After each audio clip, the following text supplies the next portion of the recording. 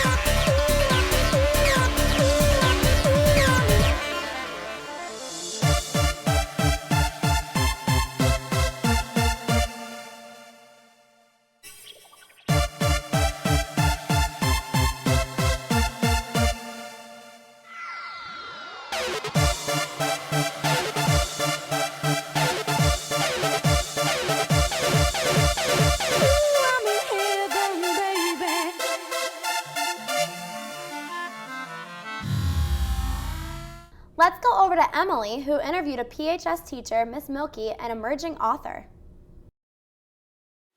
Hi, I'm Emily. I recently talked to Rachel Alphonse, an up-and-coming young adult literature author. Now let's take a look at what she has to say about her new book.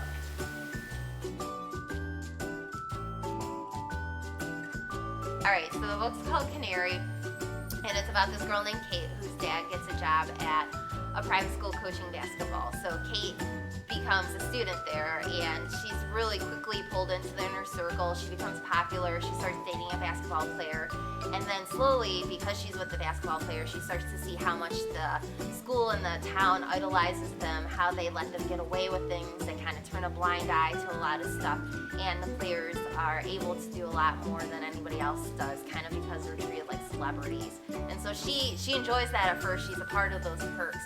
And then slowly she starts to see how almost like corrupt or bad it is, and something happens at a party where she realizes that, you know, these players can do whatever they want and can take their power as far as possible, and they're not going to get punished. So she goes to her dad and tells him what happened at this party, and instead of trying to protect her, he wants her to be silent and protect the basketball team. So then the book suddenly becomes about her making these choices of whether or not she should speak out about what happened and have everybody turn against her, or silently protect the team just like her dad's asking. The first idea I got was when I was in college. We had to do a paper about a topic, and so the topic that I picked there was about sexual harassment and the way that girls most specifically can be treated sometimes in school by other people. And then that paper, we had to do it it was called a multi-genre paper, so you had to present it in like short story, poems, pictures, and like collages, so like the character started to come out of that. And then around that same time, there was a lot of stuff in the media about professional athletes and college athletes and the things that they could get away with that other people couldn't because they were athletes. So that kind of got me thinking about, well, is that only at the college level or professional level? And that's kind of where the book came out of. right now, I'm pretty much done with everything that has to do with my book. I'll have to do something called line edits, where once they put it all in a book format, I read it through and make sure everything's right, there's no typos, that the word choices are all correct and stuff like that. But I'm pretty much done with everything. At this point, it's the marketing. So the cover just came out, and now that cover is going to get taken to booksellers, review sites, magazines, places like that, where they're going to decide whether or not they want to carry it in stores and libraries, and then people will start reviewing and talking about it in hopes that when it comes out, there's going to be a lot of appeal for it and interest and stuff like that. Well, because it still takes a long time. Usually a book takes 2 years. So the first year you're working with your editor and I'm making the changes, and now it's going to take another year while they try to market it. So it'll be out August 28th, 2013 is the release date. It still takes a long time to write a book, so it takes 2 years usually from the time it's bought. So the first year I worked on everything, doing the stuff that my editor wanted me to change. And so that was the first year, and I sold it last August. So now we're in the second year, and it's all marketing. So the book actually doesn't come out until August 28th, 2013. So it's still another year until it's on the bookshelves.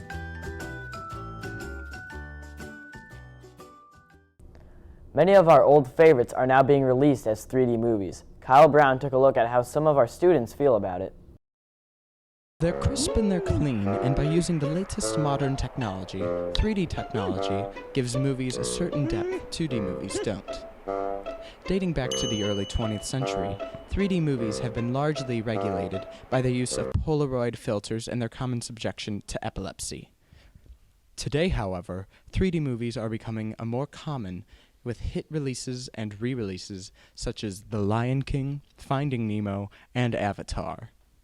But are these movies really worth an extra $20 a toss to go see them? We've conducted several public interviews to find out.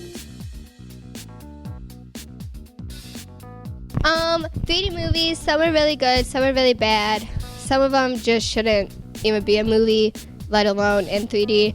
But I'm really excited to see Finding Nemo this weekend. It's my favorite movie, and it's going to be a lot of fun. The glasses are kind of cool, but when people like punch them out and wear them as like nerd glasses, it's really stupid, so quit it.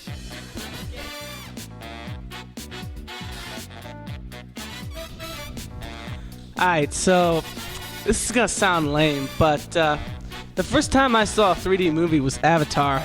I love 3D movies. They're awesome. They're so great. The first 3D movie I went to was for Monsters, Inc. La primera película que vi fue en SeaWorld. First movie, SeaWorld with Leslie Nielsen. It was the Pirates of the Caribbean type thing. And eso fue todo. Adiós. We also took a look at some of the interesting facts about our school's architecture and how it was built. Let's see how the story of our school is shaping what we are so fortunate to have every day.